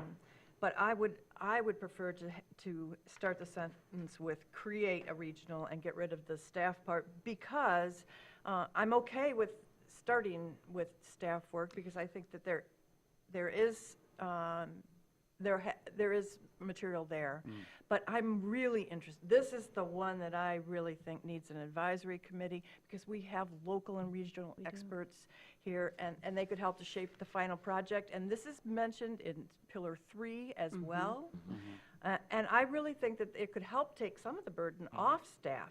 We have a real wealth of expertise and experience in our neighborhood. And I really hope the city can open its arms to include them as partners when appropriate. Heather, well, really quickly, can I say, though, that when this was a 1 to 2 year, that was under there, and that was one that, in the 3 to 5 year, I asked that be then put into policy for us to enact. So if with the 1 to 3 year plan, if that needs to be fudged a little to be on both, or something like that, Well, maybe that's how it can be reflected. I just want the word city staff to be crossed out, so it just says create. Create. Okay. I do want to make sure that because it's under program, staff will be actively engaged in that. I want to make that clear to the public. I know you. Yeah, this is got the that. one Yeah. that we have so much expertise in our area, Absolutely. so much. Absolutely. Laura, go ahead. Yeah, I'm going to echo Commissioner Shaw's comments on that. I mean, we have the Watershed Center, we have Flow, we have so many Grand Traverse Region. organizations that could help with that. And I'm wondering, under the policy, under the first priority, Traverse City to lead by example, could we just add, by working with community partners to adopt innovative measures and policy to make sure that we stay on track with using the resources that are available to us on a very important issue? Great. Got it. All right, great. And then Pillar 6, oh, sorry, was there anything else on Pillar 5? Okay, Pillar 6. This one here, there was a little bit of reorganising, particularly under the first objective, which is around adopting the sustainable tourism model approach. So we did footnote that and explain what sustainable tourism is. So we hope that just in terms of people being able to digest that. The policy area here, we brought in that mechanism of capturing new funding from the visitation economy, which was in the previous pillar before. I think, Laura, you might have suggested that. But then, and I know, Jackie, you raised this too, about advocating for more existing lodging revenue funding to be directed to impact management. And we've footnoted that to explain about there's this sort of process going on where there's a number of communities who are looking to try and change some of the macro policy settings, right? So I think we just tried to tie all that together a bit better.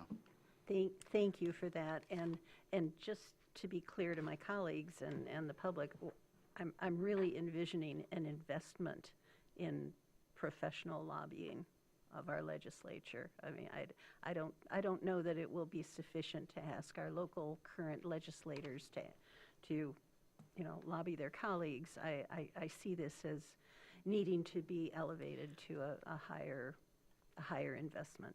That is done through us. This is something, though, I think that first place that we can explore and is already going on is MML. And so when you say investment in lobbying, I just wanted to say that we might have an option we're already paying for, but that's fair to say that we need to elevate that conversation too to that. Great, thanks.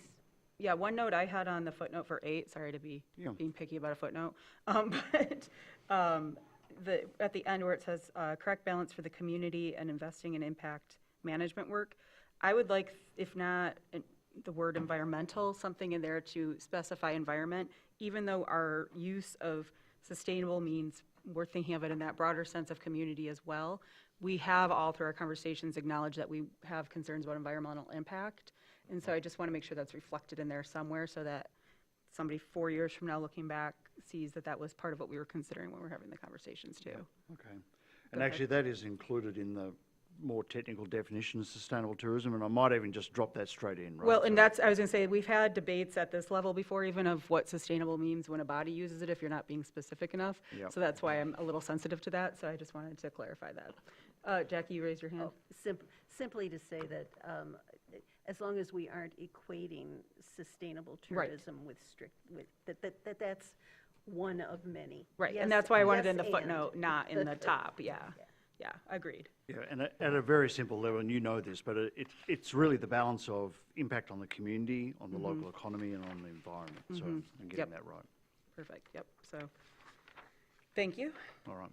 And I think that gets us through. I just wanted to say really quickly that I thank you for doing, as you guys looked at what was doable and doing a 1 to 3 year plan in our own community. NMC just started phase 2 of their strategic plan, they did 3 years first. Now they're using the data still from the original kind of information gathering, but also what they've gathered working on those first 3 years to kind of realign and reset. And I think this is setting us up for really good, as we've already discussed, get through here, and then the next step is what can we do in more action? So I just wanted to say thank you guys for being that flexible Of course, first. yeah.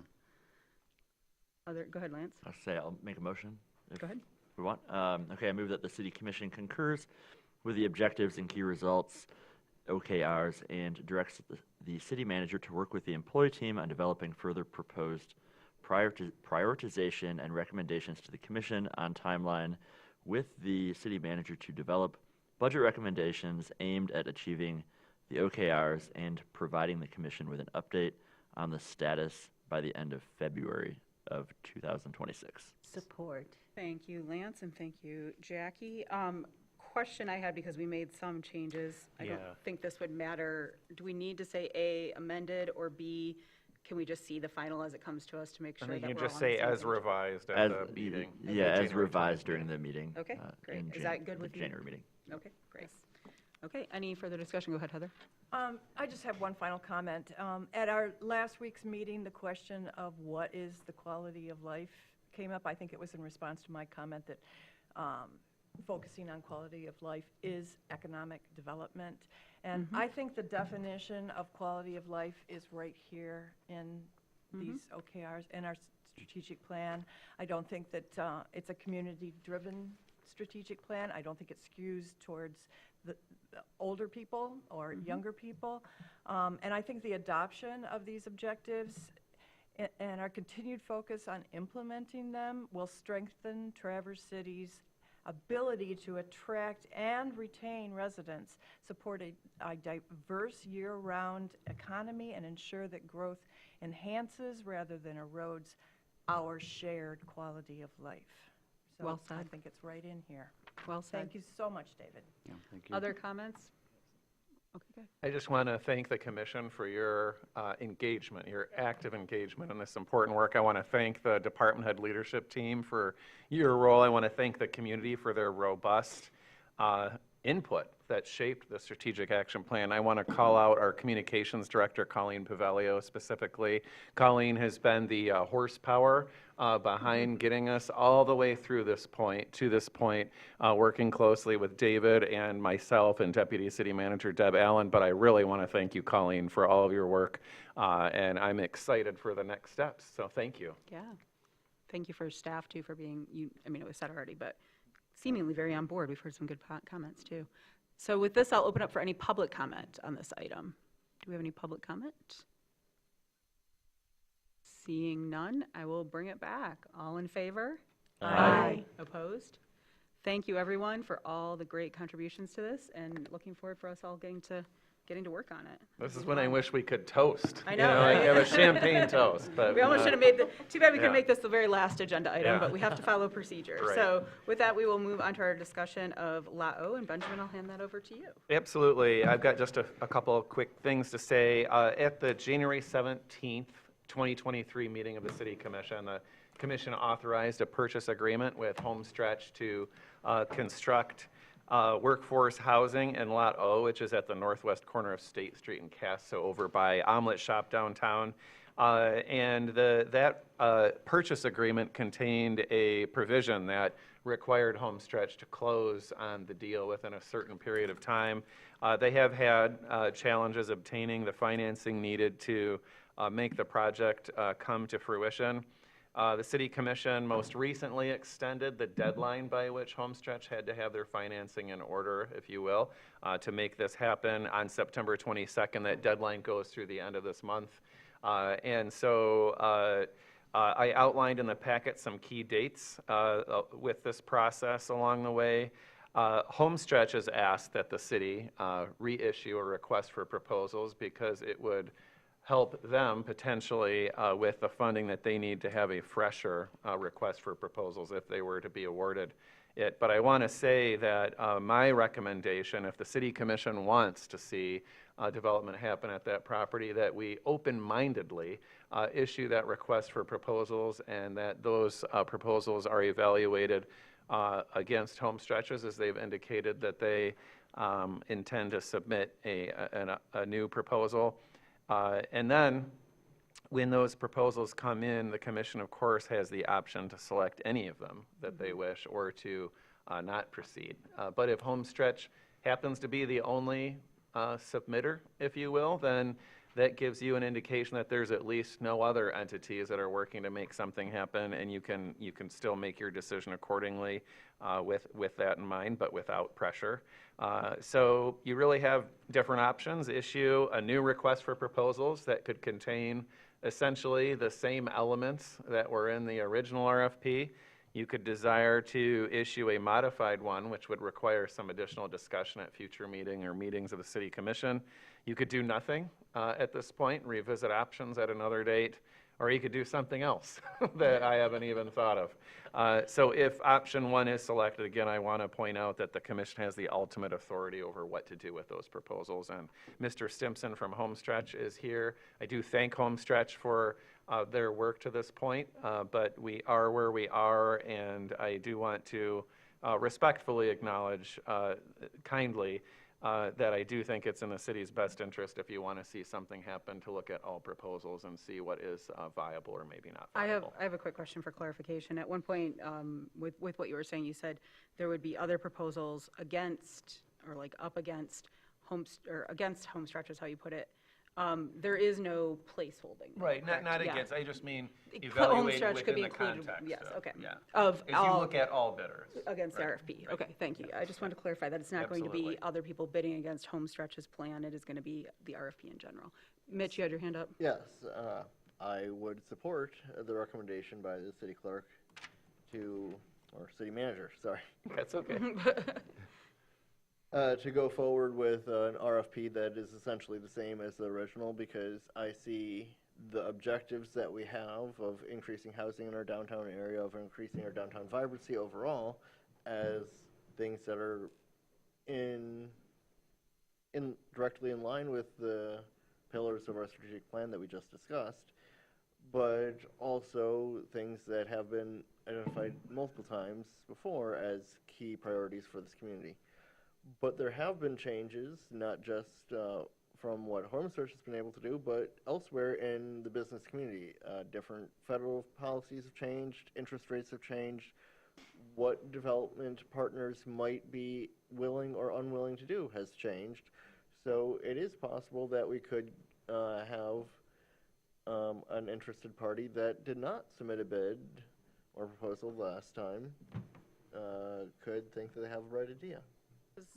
Does an RFP come, once it's constructed or written, come to us, or does it just go out from staff For automatically? this, I would bring it back to you. I was going to say, because I don't see the original one in here, and I can't, Yeah. I mean, I was there for it, but it's been a few years now, so I can't even remember what exactly was in it. It was linked in the original Yeah. January 17, 2023 date. Yeah, but yes. I jumped through. Heather and then Lance.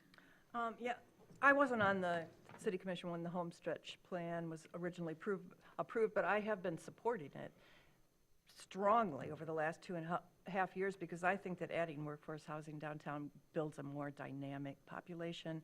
And I also think it would lead to a better relationship between the downtown and the rest of Traverse City. Currently, there are less than 100 residents living downtown.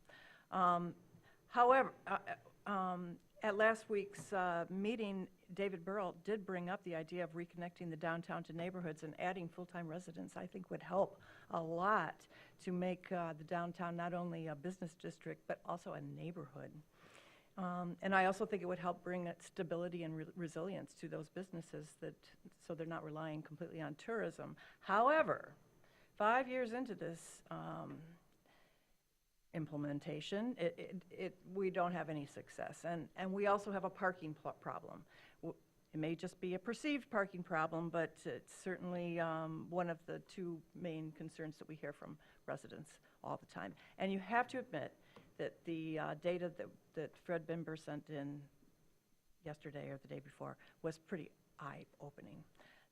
We're working on a solution right now for West Front Street, but that's not a done deal yet either. So my personal feeling is that we step back from this right now, and we see what the next year or so brings in terms of downtown growth and multimodal access and connectivity, and we look at it again next year, so.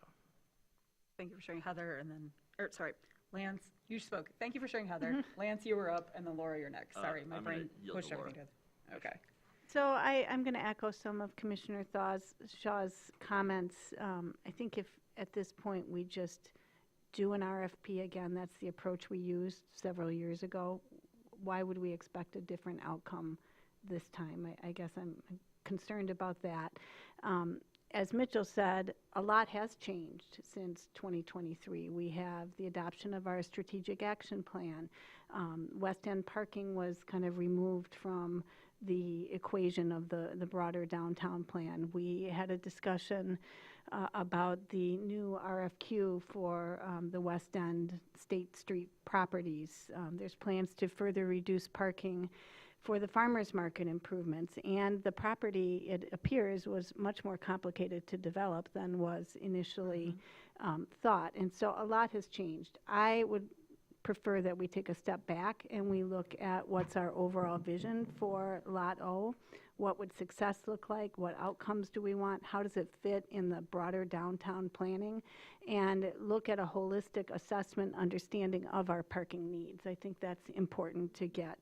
And so that's kind of my perspective, having a more clear vision, better sequencing. And I'm also concerned about staff time and staff capacity. We just went through what Benjamin, and I quote, said was an ambitious list of OKRs. And this is, we have one RFQ that's going to be will be issued. This would be another demand on staff time that just seems at this point it might be better sequencing and timing if we take a step back and wait. And go ahead, Lance, you yielded to Thank you. And Heather and everybody, I completely agree. We obviously do have a housing crisis in our community and our region, and so we need more housing, and I think more housing downtown absolutely is necessary to create that as a vibrant neighborhood, as we just agreed to in our OKRs. I would love to see it if this came back maybe in a month or two, because I have not had the opportunity personally to do the due diligence of talking to residents and stakeholders surrounding that area since this initial RFP was up. The business owners have all changed, or not all of them, but several have changed. And so I would like to at least be able to reach out to those people and get their thoughts, ideas, what they might want to see in maybe a revised RFP if we choose to do that in the future. And I was just going to contribute that I appreciate the comments where Heather made that we do want to make it vibrant. That was part of the original RFP. That was the thought there. I would like to minimally, and you said a month or two, I'd like to see this come back, put a pause on it for now and see it come back after we see the responses to the RFQ. There might be mixed income property that's proposed there that helps us with this gap and some other things. We've got a wide open field. So not punt it for too long, but see what we get through the other one, and then we can assess where we're at and where we feel like we might need to go as a commission. That would also give staff some time to get through that process, but and not be running around, as was mentioned already, trying to do several requests and gathering all that information and assessing it. Go ahead, Jackie. I'm very much in support of issuing a new RFP for the Lot O property. I would not object to a short delay, but I'm wondering, there are so many, or in my mind, there are a lot of moving parts right now relative to parking. Not only the RFQ for West End, but we have parking impacts and pressures coming from the Farmers Market Pavilion, from the MDOT, exerting their authority over some additional parking spots in that lot. I think that there are some impacts from the proposed DDA Lower Boardman Phase 1A crosswalk that may impact parking. So I wonder if somewhere within our deliberations we should be looking at the overall context of parking, not just project by project, but if it's possible to get some information about a citywide or at least downtown-wide summary of where we stand and where we're headed. The new Marriott, or the new hotels going in downtown. You know, those will undoubtedly impact both parking availability and parking demand, so. So Jackie, to clarify, just to help staff as they're deciding how to pace this. So if we did say after the RFQ brought it back, would that be a okay pause for you? Would you still be interested in it, but also you'd want some parking information to come when we have the conversation at that time? I would at Okay. that time appreciate Okay. a higher level view and maybe one that stretches out over a few years. You know, can we look at projects already in the pipeline that are going to affect parking supply and demand and maybe, 2028, look out a couple years? One clarification, if I may ask, when you said new RFP, do you mean a reimagined RFP or, I don't know if you've got thoughts formed around that. I don't. Okay, fair enough. I do not. Okay, We can bring that up. And I think the more open-ended it can be, frankly, the better. okay. Well, that can be part of the conversation we'd have. You'd be okay having that conversation in a couple months. Yes. Yeah. And really quick, Benjamin, because I set the table on this and now I've forgotten to. The RFQ is going out, sorry, I'll let you finish taking your notes and talk slowly. The RFQ is going out, and when do we anticipate that being issued for West End, and then when do we think we'd start getting responses? My hope is to bring a RFQ back to the city commission and for the public to see it and your approval at your Tuesday, February 17th meeting. And I am right now working to engage a consultant to help us with the development of that RFQ. Okay. And then as far as the deadline for submissions, I'm honestly going to lean on that consultant for a suggestion, but it'll ultimately be a city commission decision. Right. But it'll be teed up in that draft RFQ. And so I guess my point is that this process for the RFQ, that's not for this, the RFQ for the West End is probably 3 or 4 months before we would be getting to the point that we're talking about. So just give everybody kind of some idea on that. Maybe slightly more, but it's not going to be 2 months from now or something. That feels right to me. Okay. Yeah. Laura, But go ahead. in the meantime, while we're waiting for that RFQ to come back, we certainly could receive a more holistic overview of the parking, the various variables that are associated with parking, what's changed, what are our needs, what are our demands. I think that would be helpful in looking at this, in the context of the broader issue. Could I suggest, though, that we bring that back when we bring back the RFQ in a Yep. few months, only because staff is going into budget Yes. season right now and others? That and- was going to be my next yeah, point. And doing do the we- legwork. Yeah, do we have the capacity for that going into the budget season? And then the next question I have is it an RFP or is it an RFQ? Are we looking for kind of creative ideas and alignment with a vision for Lot O, or are we looking for within the confines of the RFP? I agree with that question. I think I want to pull it back a little, though, Okay. because right now the consensus seems to be, and Wait. we'll raise our hands or Okay. kind of a signal, is that we want to get the RFQ for West End done, bring this back, see where we're at with parking, see where we're at with the bids that came in. And then I think at that point, that's the time to have the conversation of RFP, RFQ. Maybe we decide at that point we don't want to do anything at all. There's an amazing proposal that has a block of mixed income property, and we don't need to touch anything for a while. Let's just pretend. So I think that what I would say for this conversation is more about us timing and our desires for the next couple of months, like 2 months, let's say. And then beyond that, let's bring it back at that point. Does that work for everybody? We can do head nods. I'm seeing, no, not for Ken. I'm just in favor of a little bit longer, Okay. I think just bringing it back in a couple months is just kicking the can of doing it, we do it now or we do it in a couple months. Like, why don't we wait a little bit longer than that? Well, and to be fair, that's a great point, Ken. We could bring it back after the RFQ and everybody say, you know what, this is not the time to do it right now, or this is not what we want to discuss right now, or again, the projects that we're seeing come forward don't make this as desirable as before.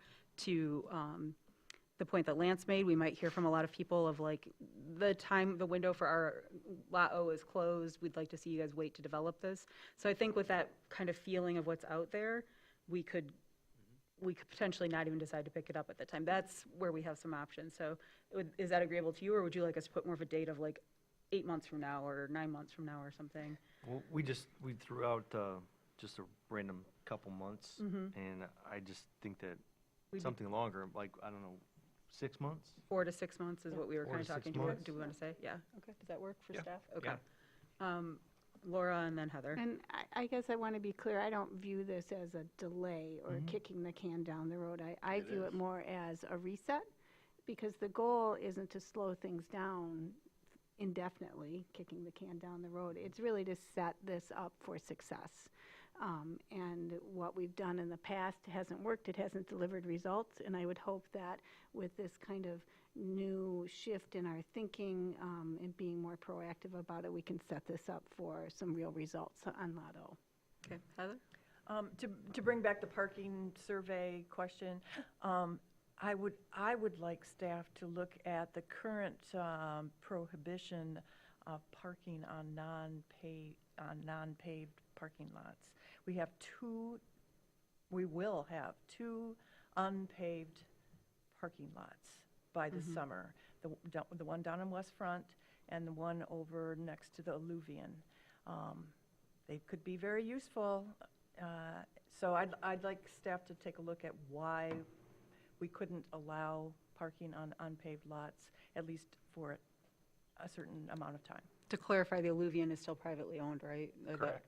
And so that's why we don't allow it there, because it's not within the use of the property. But your point is very valid for the west end, though. I just want to clear, we don't allow any parking right now that's unpaved regardless if it's private or public, just to Okay. be clear. But I'm saying okay, yeah. So we'd either have to change a massive policy or exempt ourselves. It would require an adjustment of some kind. Yeah, Yep. okay. Might be worth it. And we'll see. I think I would be interested potentially in that. I would also want to know what the potential environmental impact was, though, and I know you would consider that too, Heather, obviously. Sounds like we're going to have a good parking discussion. Yeah, we always do. Go ahead. Lance, you wanted to say something else? No, I don't. That's Okay. just that. You were just leaning forward for the parking discussion. I think that's, okay, so what we're hearing is we're going to give staff, and I'm also trying to be cognizant of staff's time as they're doing the extra work of putting the budget together. This is the first time we're going to actually be doing a 1 to 3 year look to, what's our budget this year, what's the future forecast. There's a lot of process changes happening. So I want to make sure that we're allowing staff to go through the same changes we're going through up here as we're creating new processes. So I think if we say that when the RFQ is done for West End, they can bring back the RFP, or the discussion of a potential RFP for Lot O at that time, and we can make a decision at that point where we think we are, where we think staff is, and where we think the public is. Does that sound like a good consensus to everybody? I'm seeing heads nods. Okay, great. So that's clear for you, Benjamin? Great. And even though we don't usually do it without a motion, I'll let anybody if anybody would like to make public comment on this item, please feel free to. We ask that you state your name and address, indicate if you're a city resident, non-city resident, and/or city business owner. We have a 3-minute time allotment per speaker. When your time has elapsed, the timer will beep. And finally, we request that all language be respectful to all parties. Of course. John Stimson with Homestretch. We are a business located here in the Governmental Center in Traverse City. I'm not sensing that this is going to go the way we want it to right now. Now's the time to do it. We're ready right now. We'll be ready in 4 months, 6 months, 8 months, whatever you guys decide. But I appreciate your consideration today, and thank you very much. Thank you, John. Okay. Any other comments? One thing I did have a note to say, and then had other comments through there, is the comment was made that this was what we had and this is where we're at. And I think, there's been some revisiting by John and Homestretch at the time of the original biddings. I know the TC Housing Commission also bid on the property or put a RFP in. And so I don't want us to also think that, this is just a one project for John. And not that there's anything against John, they've worked hard on it and they know the property well, but that there has been interest in the past in that property too. So I meant to say that earlier, it doesn't affect where we are today. I just wanted to put that on the record. All right, so with that, we will now move on to new business with the purchasing and contracting policies and procedures. So go ahead, Benjamin. Yeah. Thank you. The city charter requires that there be a purchasing policy, and that policy has to be adopted by the city commission. You have one in place.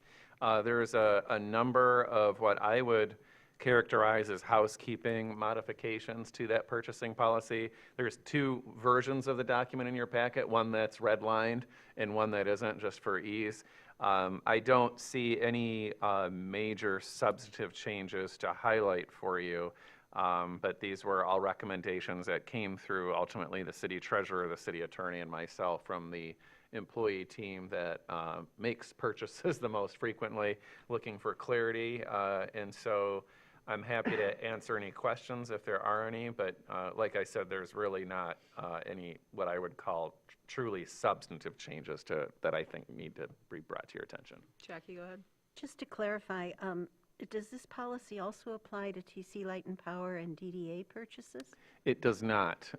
Traverse City Light and Power is under our city charter. They have a separate board that establishes those types of things, and the DDA, I believe, essentially falls under its own separate statute, and the city commission, I don't believe, has authority to establish purchasing policies for them, but I don't know, Lauren, if you can, maybe I'm wrong. Well, the DDA is its own corporate body, and so that board has their own authority to set that policy. Do you know if they have a policy? I don't know if they I'm on do. the Light governance and Power committee. absolutely does. I believe they do, but I'm on the governance policy committee, and so regardless, I think, what I'm gathering is I could bring something like this forward to them too, to see if it's not already all part of our policy, or if it needs some housekeeping, that we could bring some stuff forward that mirrors the cities as well. Thank you. Yep. Heather? Yeah, I didn't see anything in here that was out of the ordinary. No substantial changes, as you said. I appreciate that you had the redlined and the clean copy. So I will make the recommendation that the amendments to the City Commission purchasing and contracting policies and the procedures as submitted with the meeting materials for the January 20th, 2026 meeting of the City Commission as recommended by the City Treasurer / Finance Director, City Clerk, City Manager, and City Attorney be approved. Second. Interesting how it's all backwards there. Oh, I'm going to give that, I think I heard Lance, I heard a couple voices, so Lance, you were the loudest, so you get that one. Any further discussion on this? I appreciate that. Okay, any public comment on this item? Seeing none, I will bring it back. All in favor? Aye. Opposed? Motion passes. Okay. Lastly, we'll do lastly, under new business, we'll have a motion to go into closed session. This is about the Brown Bridge. I'll make that motion. Thank you. Move that the city commission enter into a closed session immediately following the public comment portion of the agenda to discuss an attorney-client communication as authorized by MCL 15.26H. Support. Thank you, Lance, and I'll do Ness. And we don't do roll call. Oh, yeah, roll call, that's right. Is it like, there's something special about this one. Roll call, please. Commissioner Treadwell, Yes. Commissioner Anderson, Yes. Commissioner Bomer, Yes. Mayor Pro Tem, Yes. Commissioner Funk, Yes. Commissioner Shaw, Yes. Mayor. Yes, okay, we'll do that after general public comment. We're not anticipating any action, correct? Correct. Yeah, so we will not be anticipating any action after we come back. So anybody who wants to hang out is certainly welcome, but we won't be doing anything other than adjourning. With that, we have one appointment here, and this is the Parks and Rec, and this was Commissioners Anderson, Funk, and Mayor Pro Tem Ness. So anybody want to report out, or we have a motion? Go ahead. I can. I was the Yes. chair of that group. Two great candidates. Ultimately, we are recommending that Christine Deo be appointed. I can make the motion that Christine Deo be appointed to the term expiring September 1st, 2026 on the Parks and Rec Commission as recommended by the ad hoc committee consisting of Commissioner Anderson, Commissioner Funk, and Mayor Pro Tem Ness. Support. Thank you. All right. Were you going to say something? We're going to have discussion now. We can, yeah. Do you want to bring up the unique thing about what we talked about afterwards? Should we bring that up now? You can. It's been discussed, and I think we'll move forward with it, so you can let people know. Yeah, sure. So we had a discussion at the ad hoc on the fact that there is not a standing city commissioner representative on the Parks and Rec Commission, and that is not in parallel to some of the other committees, commissions that have similar focus, the Joint Rec Authority, the Brown Bridge Advisory Committee, and the Hickory Hills Advisory Committee. And so I have provided some information to Ben, Lauren, the clerk, to bring that up at a February study session to talk about whether or not the commission has an interest in adding a standing city commissioner to the Parks and Rec Commission. Okay, great. We'll look forward to that discussion. All right, any public comment on this item? Seeing none, I'll bring it back. All in favor? Aye. Opposed? Motion passes. Sorry, I just got to find my cursor here. Okay, and any reports from any of the commissioners from your respective boards? Go ahead, Heather. I just want to, first of all, comment on the quarterly financial report, celebrating that this was the first time that there was a multi-year revenue and expense forecast. That's very cool. Thank you very much. And also, I thought that the investment report reflects a very healthy and well-managed municipal portfolio. Thank you very much.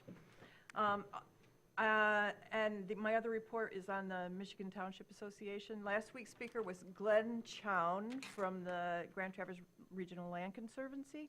I was really pleased to also see him at the Growth Corridor Strategy session last week. I think he's a valuable voice and an important partner for the city and for regional planning. Go ahead, Lance. So Mayor Pro Tem Ness and I sit on Traverse City Light and Powers Board, and we recently approved a very audacious goal, I would say, ambitious goal of moving Traverse City Light and Power to supplying 100% sustainable electricity to its residents and to customers, I should say, by 2040. So just wanted to let everybody know. I'm sure you've read that in the paper. But that's a pretty ambitious goal, so I'm excited that we're doing things like that. Well, I'll be the old lady up here for a moment and say, I remember when we passed that with that in mind, and I'm really, really excited and grateful for you and the current board for helping to keep moving that forward to the goal that was set ambitiously back then, and somewhat more so now, but I appreciate that. So thank you for that work. Ken, do you have any? If you don't, it's okay. Not at this time, no. Okay. The only thing, and I sometimes do this, there's different MML boards and such, and I'm part of, and I can't remember what the acronym stands for, but it's basically a subcommittee or subgroup of MML for women electeds, and they're discussing the luncheon that they're going to host at the next MML conference. One of the topics that was brought up was data centers. It was decided by the group that shouldn't be held to just a luncheon for women electeds. That should be, we should push MML to have that bigger conversation. So I just wanted to share with everybody that is top of mind, and we were talking about MML earlier and how it advocates. So just wanted to give everybody kind of the update that will be coming down the pike here. They might not have it ready for the May conference, but this year I would anticipate seeing that as a large discussion. And then the other thing that we'll probably be focusing on for any of our ladies who are attending MML this year will be the economic development tied to communities, strengthening communities. So looking at economic development through that lens. So just wanted to give that update. And also I did forget to tell Kim, but I will be having her email any of you that want to join that. And you can be a member and attend the different conversations that are women elected focused too, as we are a women majority again here. So no offense to the guys, but I don't get to talk about that very often. So thank you. None taken. All right, with that, I think we will adjourn this not adjourn, I'm sorry, we will. Was there public comment? Oh, sorry, public comment, sorry. I forgot we had to do public comment because we were doing reports. Public comment, everybody. Anything under the sun. Could be about what's on the menu, what was on the agenda tonight, or it could be about anything you want to share with us. Please feel free to approach the podium. I apologize for that. It's been a while since we've had so many reports. Jeff Underhill, 109 West 11th Street. I'm a resident. Good evening, Mayor, Commissioners.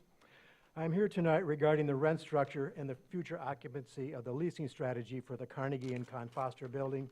As the city evaluates the best use of these assets, I urge the commissioners to prioritize a lease agreement with a private sector entity rather than a tax-supported institution. My reason is based on the fundamental principles of fiscal transparency and community gain. the circular transaction effect when a tax-supported entity, such as the library, pays rent to another tax-supported entity, the city, no new wealth is generated for its residents. It is essentially moving the same taxpayer dollars from one ledger to another. This circular transaction provides no net financial gain for the city's budget. True revenue generation, in contrast, would be leasing these two properties to private entities that are not funded by tax revenue. This creates a genuine financial gain. Rent paid by private business or paid by a nonprofit with independent funding represents new external revenue entering the city's general fund. The Carnegie and Con Foster buildings are unique to our downtown. To maximize their value to residents of Traverse City, we should avoid internal rent shifting between public entities. Instead, we should seek a partner that brings fresh capital into our city coffers. I'm also here this evening to urge the commissioners to deny the leasing rights of the Carnegie Building to the Traverse Area District Library.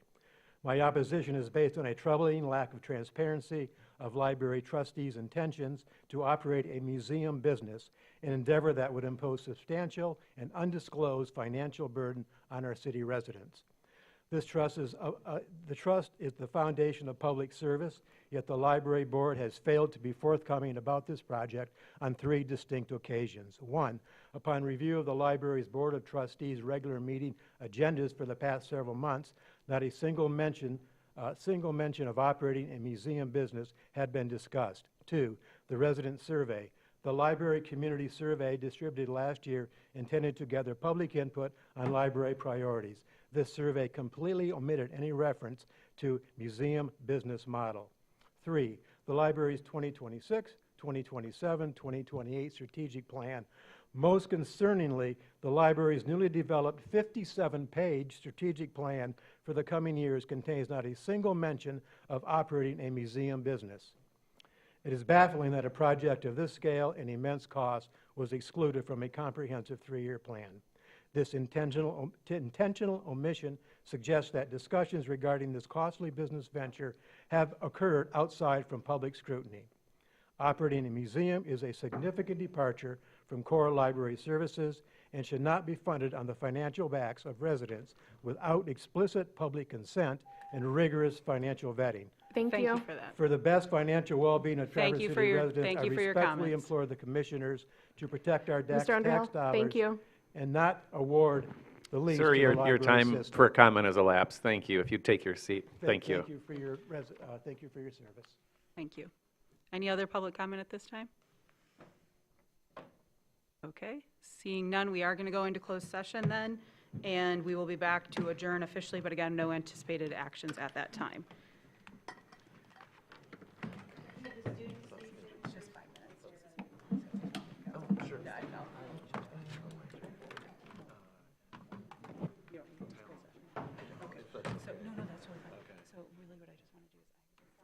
Oh, sorry, yes, signatures from any of us.